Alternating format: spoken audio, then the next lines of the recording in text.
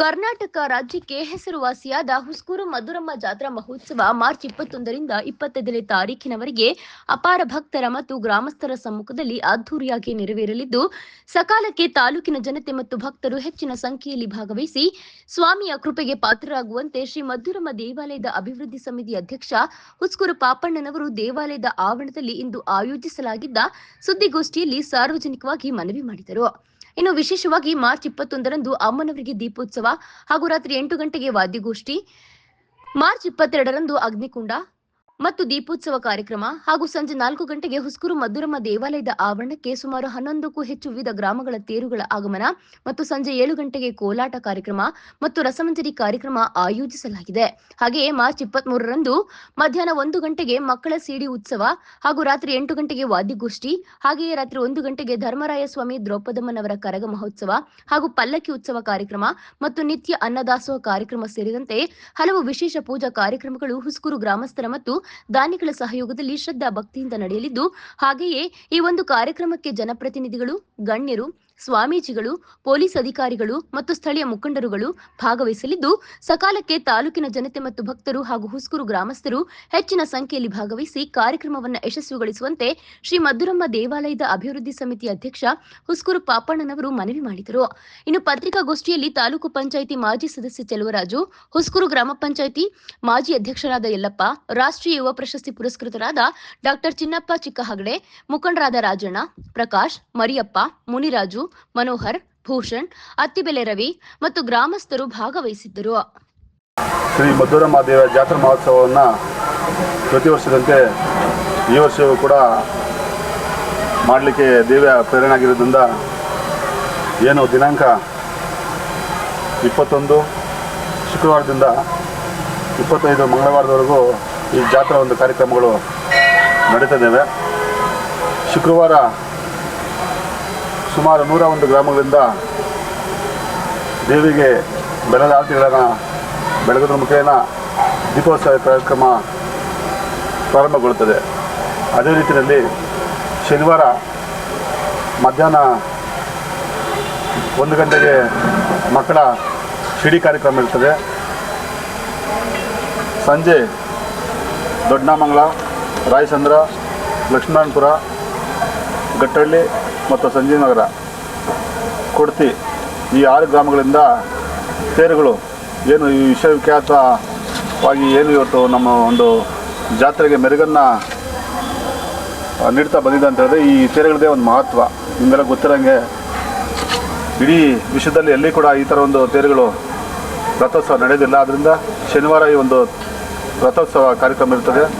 ಮತ್ತು ಭಾನುವಾರ ಮಧ್ಯಾಹ್ನ ಮತ್ತು ಮಕ್ಕಳ ಶಿಡಿ ಇರ್ತದೆ. ಸಂಜೆ ಸುಮಾರು 53 ಪಲ್ಲಕ್ಕಿಗಳು ಉತ್ಸವ ಇರ್ತದೆ. ಮತ್ತು ದ್ರೌಪದಿ ಕರಗ ಕೂಡ ರಾತ್ರಿ ಇರ್ತದೆ. ಅದರಿಂದ ಎಲ್ಲ ಭಕ್ತರು ಕೂಡ ಸಕಾಲಕ್ಕೆ ಏನು ಈ ಒಂದು ಜಾತ್ರಾ ಕಾರ್ಯಕ್ರಮದಲ್ಲಿ ಎಲ್ಲರೂ ಕೂಡ ಭಾಗವಹಿಸಿ ಈ ದೇವಿಯ ಈ ಜಾತ್ರಾ ಮಹೋತ್ಸವವನ್ನು ಯಶಸ್ವಿಗೊಳಿಸಿ ಈ ತಾಯಿಯ ಕೃಪೆಗೆ ಪಾತ್ರರಾಗಬೇಕಾಗಿ ತಮ್ಮ ವಾಹಿನಿಯನ್ನು ಮಹೇನವಾಗಿ ನಾನು ಎಲ್ಲರಿಗೂ ಕೂಡ ಸ್ವಾಗತವನ್ನು ಬಯಸ್ತಾ ಇದ್ದೇನೆ. ಏನು ನಾವು ಪ್ರತಿ ವರ್ಷದಂತೆ ಬರೋ ಒಂದು ಭಕ್ತಾದಿಗಳಿಗೆ ಮೂಲಭೂತ ಸೌಲಭ್ಯಗಳನ್ನು ಒದಗಿಸಲಿಕ್ಕೆ ಎಲ್ಲರೂ ಕೂಡ ನಾವು ಸಮಿತಿ ವತಿಯಿಂದ ಮತ್ತು ಗ್ರಾಮ ಪಂಚಾಯತಿಯ ವತಿಯಿಂದ ಎಲ್ಲ ಕೂಡ ನಾವೊಂದು ಏರ್ಪಾಡುಗಳನ್ನು ಮಾಡಿಕೊಂಡಿದ್ದೇವೆ. ಏನು ಮುಖ್ಯವಾಗಿ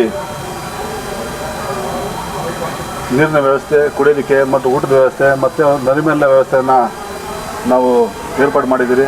ಮತ್ತು ಬರೋ ಜನಗಳಿಗೆ BMTCಯಿಂದ ಸಾರಿಗೆ ವ್ಯವಸ್ಥೆ ಕೂಡ ಏರ್ಪಾಡು ಮಾಡಿದ್ದೀರಿ. ಅದೇ ರೀತಿಯಲ್ಲಿ ಯಾವುದೇ ಕೂಡ ಅಹಿತಕರ ಘಟನೆಗಳು ನಡೆಯಬಾರ್ದು ಅಂತ ಹೇಳಿಬಿಟ್ಟು ನಮ್ಮ ಪೊಲೀಸ್ ಇಲಾಖೆ ಮತ್ತು ಮುಜರಾಯಿ ಇಲಾಖೆಯವರು ಸಹಕರಿಸಿದ್ದಾರೆ. ಆದ್ದರಿಂದ ಎಲ್ಲರೂ ಕೂಡ ಭಕ್ತರು ಸಕಾಲಕ್ಕೆ ಆಗಮಿಸಿ ದೇವ ಕೃಪೆಗೆ ಪಾತ್ರರಾಗಬೇಕಾಗಿ ತಮ್ಮ ವಾಹಿನಿ ಕೊಡ್ತಾ ಇದ್ದಾರೆ. ಈ ಬಾರಿ ವಿಶೇಷ ಅಂತ ಹೇಳಿದ್ರೆ ಸಹಜವಾಗಿ ಪ್ರತಿ ವರ್ಷದಿಂದ ಈ ವರ್ಷ ಕೂಡ ನಾವು ಇದು ಮಾಡ್ತೀವಿ. ಈ ವರ್ಷ ಹೊಸದಾಗಿ ಗಟ್ಟಳ್ಳಿ ಒಂದು ರಥೋತ್ಸವವನ್ನು ಕಟ್ತಾ ಇದ್ದಾರೆ.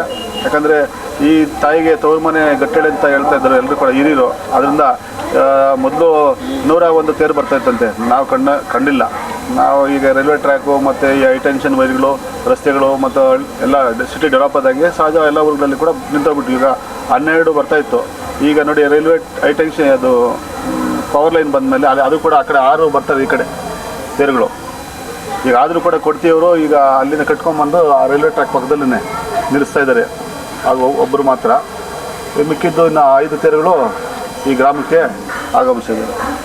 ಬರುವ ಭಕ್ತಾದಿಗಳಿಗೆ ಈಗ ಜಾಸ್ತಿ ಜನ ಭಕ್ತಾದಿಗಳು ಬರ್ತಾರೆ, ಪಾರ್ಕಿಂಗ್ ವ್ಯವಸ್ಥೆ ಮತ್ತು ಕುರ್ಚಿಗಳು ಬರೋದಕ್ಕೆ ವ್ಯವಸ್ಥೆ ರೋಡು ಇಲ್ಲ. ಈಗ ಅದಕ್ಕೋಸ್ಕರನೇ ಪಾರ್ಕಿಂಗ್ ವ್ಯವಸ್ಥೆ ನಾವು ಅಲ್ಲಿ ಗ್ರೌಂಡ್ ಇದೆಯಲ್ಲ, ಆ ಗ್ರೌಂಡಲ್ಲಿ ಪಾರ್ಕಿಂಗ್ ವ್ಯವಸ್ಥೆ ಮಾಡಿದ್ದೀವಿ. ಆಲ್ರೆಡಿ ರಸ್ತೆ ಏನು ಇವತ್ತು ತೇರುಗಳು ಬರೋ ಮಾರ್ಗಗಳಲ್ಲಿ ಶಾಸಕರು ಎಲ್ಲರಿಗೂ ಕೂಡ ಮನೆ ಕರೆಸಿಬಿಟ್ಟು PWಗೆ ಮತ್ತು RDB ಅವ್ರಿಗೆ ಕರೆಸಿ ರಸ್ತೆಗಳನ್ನೆಲ್ಲ ಸರಿ ಮಾಡಬೇಕು, ಗುಂಡಿ ಮುಚ್ಚ ಕೆಲಸ ಮಾಡಬೇಕಂತ ಹೇಳ್ಬಿಟ್ಟು ಮನೆ ಇನ್ಸ್ಟ್ರಕ್ಷನ್ ಕೊಟ್ಟಿದ್ದಾರೆ. ಆ ಒಂದು ಕಾರ್ಯಗಳನ್ನು ನಡೀತಾ ಇದ್ದಾರೆ. ಸರ್, ಬರೋ ಭಕ್ತಾದಿ ಎಲ್ಲರಿಗೂ ಕೂಡ ಬರೋ ಭಕ್ತಾದಿಗಳಿಗೆ ಊಟದ ವ್ಯವಸ್ಥೆಯನ್ನು ಎಷ್ಟು ಜನ ಬಂದರೂ ಕೂಡ ಅಷ್ಟು ಜನಕ್ಕೆ ಕೂಡ ಊಟದ ವ್ಯವಸ್ಥೆ ಇದೆ, ನೀರಿನ ವ್ಯವಸ್ಥೆ ಇದೆ. ಹೌದು ಸರ್, ಲಿಮಿಟ್ ಮಾಡಿದ್ದೀರಿ. ಯಾಕಂತ ಹೇಳಿದ್ರೆ ಸರ್ಕಾರ ಏನು ಗೈಡ್ಲೈನ್ ಕೊಟ್ಟಿದೆ ಅದ್ರ ಪ್ರಕಾರ ಅವ್ರಿಗೂ ನಾವು ಕರೆಸಿ ಮೊನ್ನೆ ಪೂರ್ವ ಸಭೆ ಮಾಡಿ ಅವ್ರಿಗೆ ತಿಳಿಸಿದ್ದೀರಿ. ಯಾಕಂತ ಹೇಳಿದ್ರೆ ಯಾವುದೇ ಕೂಡ ಅಹಿತಕರ ಘಟನೆಗಳು ನಡೀಬಾರ್ದು. ಎಲ್ಲರಿಗೂ ಕೂಡ ಭಕ್ತಿ ಎಷ್ಟು ಮುಖ್ಯನೋ ಜನಗಳ ಒಂದು ಸೇಫ್ಟಿ ಕೂಡ ಅಷ್ಟೇ ಮುಖ್ಯ ಅಲ್ವಾ. ಅದರಿಂದ ಯಾರಿಗೂ ಯಾವುದೇ ರೀತಿ ತೊಂದರೆ ಆಗಬಾರ್ದು ಅಂತ ಹೇಳ್ಬಿಟ್ಟು ನಾವು ಕೂಡ ಅವ್ರ ತಿಳಿ ಹೇಳಿದ್ದೀವಿ.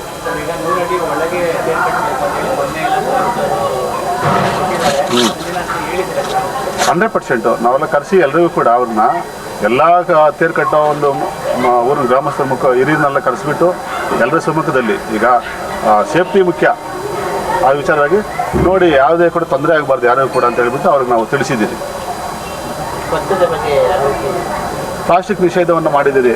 ಅದೇ ರೀತಿ ನೈರ್ಮಲ್ಯವನ್ನು ಕಾಪಾಡಲಿಕ್ಕೆ ನಾವು ಸುಮಾರು ಒಂದು ಮೊಬೈಲ್ ಟಾಯ್ಲೆಟ್ಗಳನ್ನ ಸುಮಾರು ಒಂದು 6 ಕಡೆ ವ್ಯವಸ್ಥೆಯನ್ನು ಮಾಡಿದ್ದೀರಿ ನಾವು.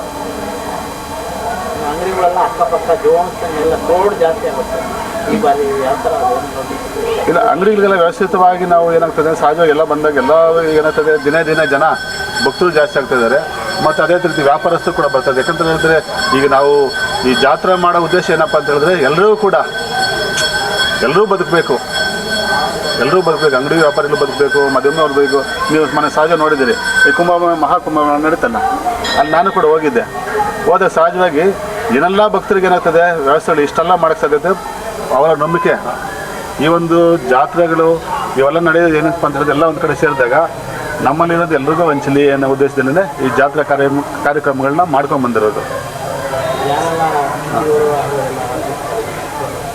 ಈ ಬಾರಿ ಮಾನ್ಯ ಉಪಮುಖ್ಯಮಂತ್ರಿಗಳಂಥ DK ಶಿವಕುಮಾರ್ ಸಾಹೇಬರು ಮತ್ತು ಮುಜರಾಯಿ ಸಚಿವರಾದಂಥ ರಾಮಲಿಂಗಾರೆಡ್ಡಿ ಸಾಹೇಬರು ಮತ್ತು ಸ್ಥಳೀಯ ಸಂಸದಂಥ ಮಂಜುನಾಥ್ ಸರ್ ಅವರು ಮತ್ತು ಸ್ಥಳೀಯ ನಮ್ಮ ಜನಪ್ರಿಯ ಶಾಸಕ ಶಿವಣ್ಣವರು, ಮಾಜಿ ಸಂಸದಂಥ DK ಸುರೇಶ್ರವರು, ಮಾಜಿ ಮಂತ್ರಿಗಳಾದಂಥ N ನಾರಾಯಣಸ್ವಾಮಿ ಅವರು, ಸ್ಥಳೀಯ ವಿಧಾನ ಪರಿಷತ್ ಸದಸ್ಯರುಗಳು, ಸ್ಥಳೀಯ ಎಲ್ಲ ಜನಪ್ರತಿನಿಧಿಗಳು ಈ ಒಂದು ಕಾರ್ಯಕ್ರಮಕ್ಕೆ ಆಗಮಿಸ್ತಾರೆ. ನಮ್ಮ ಮಧುರಮ್ಮ ದೇವಸ್ಥಾನ ಸಮಿತಿ ಅಧ್ಯಕ್ಷರಾದಂಥ ಪಾಪಣ್ಣವರು ನಮ್ಮ ಮಧುರಮ್ಮ ದೇವಿ ಜಾತ್ರೆಯ ವಿಶೇಷತೆಗಳನ್ನು ವಿವರವಾಗಿ ನಿಮ್ಮ ಮುಂದೆ ತಿಳಿಸಿದ್ದಾರೆ.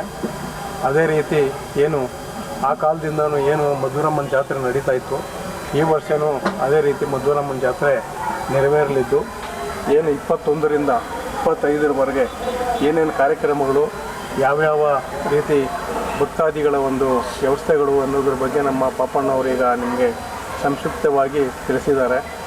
21ರಂದು ಶ್ರೀ ಮಧುರಮ್ಮ ದೇವಿಯ ದೀಪೋತ್ಸವಗಳಿರುತ್ತೆ.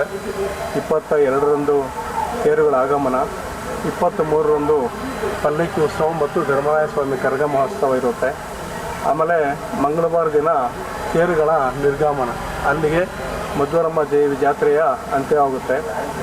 ಏನು ಈ ಮಧುರಮ್ಮ ದೇವಿ ಜಾತ್ರೆಗೆ ಬರ್ತಕ್ಕಂಥ ಭಕ್ತಾದಿಗಳಿಗೆ ಸಾರ್ವಜನಿಕವಾಗಿ ಏನು ಜನಗಳ ಮೂಲಭೂತ ಸೌಕರ್ಯಗಳಿಗೆ ಕುಡಿಯೋ ನೀರಿನ ಆಗಿರ್ಬೋದು, ಸ್ವಚ್ಛತೆಯಿಂದ ಇರ್ಬೋದು, ಆಮೇಲೆ ಆರೋಗ್ಯಕ್ಕೆ ಸಂಬಂಧಪಟ್ಟಂಗೆ ನೈರ್ಮಲ್ಯ ವ್ಯವಸ್ಥೆಗಳು ಪಂಚಾಯತಿ ಕಡೆಯಿಂದ ಏನು ಆಗ್ತಾ ಇದ್ದಾವೋ ಅದನ್ನು ಪಂಚಾಯತಿ ಜವಾಬ್ದಾರಿ ವಹಿಸ್ಕೊಳ್ತಾ ಇದೆ.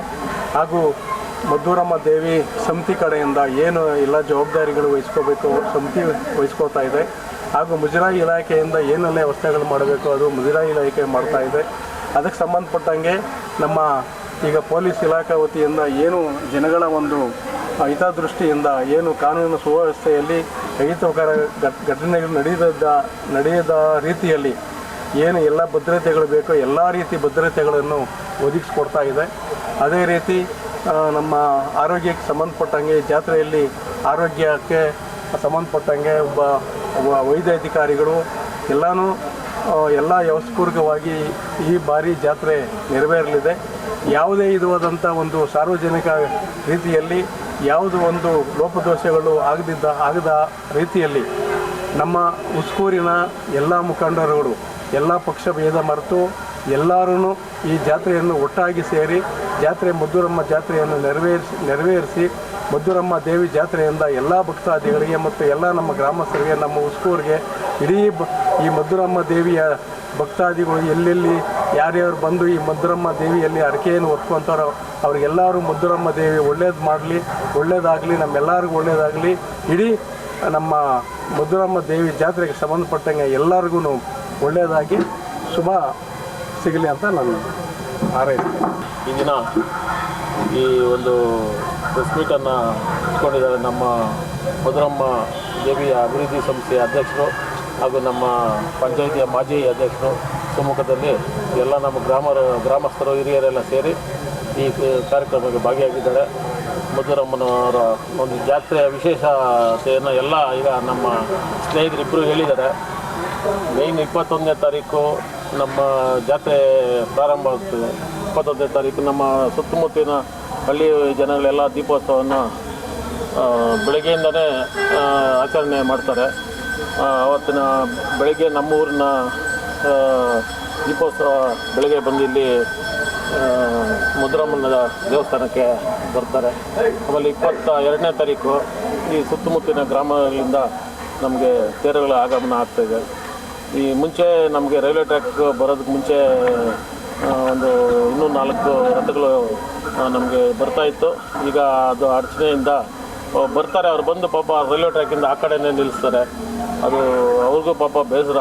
ಇಲ್ಲಿ ತನಕ ಬಂದಿದ್ದೀವಿ, ನಾವು ಅಮ್ಮನ ಒಂದು ಸನ್ನಿಧಿಗೆ ಬರಲಿಲ್ಲ ಅನ್ನೋದು. ಆ ಅಮ್ಮನು ಬರೋ ಅವಶ್ಯಕ ಅವ್ರಿಗೆ ಒಂದು ದಾರಿ ಕೊಟ್ಟು ಇಲ್ಲಿ ಆ ಅಮ್ಮನ ಸನ್ನಿಧಿಗೆ ಬರೋ ಥರ ಮಾಡಲಿ ಅಂತ ನಾವು ಆ ಅಮ್ಮನ ಹತ್ರ ಒಂದು ಅವ್ರ ಪರವಾಗಿ ಕೇಳ್ಕೊಳ್ತಾ ಇದ್ದೀವಿ. ಆಮೇಲೆ 23ನೇ ತಾರೀಕು ಇಲ್ಲಿ ನಮ್ಮ ಮದ್ದೂರಮ್ಮನವರ ಸುತ್ತಮುತ್ತಲಿನ ಹಳ್ಳಿಯಿಂದ ಒಂದು 50 ಪಲ್ಲಕ್ಕಿಗಳು ಬರ್ತದೆ. ನೈಟು ನಮ್ಮ ಧರ್ಮರಾಯ ಕುಲಸ್ಥರಿಂದ ಕರ್ಗವನ್ನು ಆಚರಣೆ ಮಾಡ್ತಾರೆ. ಹಾಗೆ ನಮ್ಮ ದೇವಸ್ಥಾನದ ಅಭಿವೃದ್ಧಿ ಸಮಿತಿಯಿಂದ ಯಾರ್ಯಾರು ನಮ್ಮ ಇಲ್ಲಿ ಬರ್ತಾರೋ ಎಲ್ಲರಿಗೂ ಊಟದ ವ್ಯವಸ್ಥೆ ಮತ್ತು ನೀರಿನ ವ್ಯವಸ್ಥೆ ಮತ್ತು ಆರೋಗ್ಯದ ಹಿತದೃಷ್ಟಿಯಿಂದ ಎಲ್ಲ ವ್ಯವಸ್ಥೆಯನ್ನು ನಮ್ಮ ಅಭಿವೃದ್ಧಿ ಸಮಿತಿಯಿಂದ ಮಾಡಿಕೊಂಡಿದ್ದಾರೆ. ಹಾಗೆ ಈಗ ಪೊಲೀಸ್ ಇಲಾಖೆಯಿಂದ ನಮ್ಮ ಜಾತ್ರೆಯಲ್ಲಿ ಯಾವುದೇ ಒಂದು ಅಹಿತಕರ ಘಟನೆ ಆಗಬಾರ್ದು ಅಂತ ಸುಮಾರು ಒಂದು 200-250 CCTVಗಳನ್ನು ಅಳವಡಿಕೆ ಮಾಡ್ತಾ ಇದ್ದಾರೆ. ಅದಕ್ಕೆ ಯಾವುದೇ ಒಂದು ಜನಗಳಿಗೆ ಯಾವುದೇ ಒಂದು ತೊಂದರೆ ಇರಲಿ ಅಂತ ಅವರು ತುಂಬ ಕಟ್ಟುನಿಟ್ಟಾಗಿ ಪಾಲನೆ ಮಾಡ್ತಾ ಇದ್ದಾರೆ. ಅದು ಈಗ ಈ ನಮ್ಮ ಆನೇಕಲ್ ತಾಲೂಕಿನಿಂದ ಸುತ್ತಮುತ್ತ ಬೆಂಗಳೂರಿಂದ ಎಲ್ಲ ಬರೋ ಅಮ್ಮನ ಸೇವೆ ಮಾಡೋಕ್ಕೆ ಬರ್ತಾಯಿರೋ ಎಲ್ಲ ಇವರಿಗೆ ಭಕ್ತಾದಿಯರಿಗೆಲ್ಲ ಮದ್ದೂರಮ್ಮನವರು ಒಳ್ಳೆ ಬುದ್ಧಿ ಕೊಟ್ಟು ಯಾರಿಗೆ ಒಂದು ಅಹಿತಕರ ಘಟನೆ ಆಗದೆ ಹಾಗೆ ಬಂದು ಅಮ್ಮನ ಜಾತ್ರೆಯನ್ನು ಚೆನ್ನಾಗಿ ವಿಜೃಂಭಣೆಯಾಗಿ ಮಾಡಬೇಕಾಗಿ ಎಲ್ಲರಲ್ಲಿ ವಿನಂತಿ.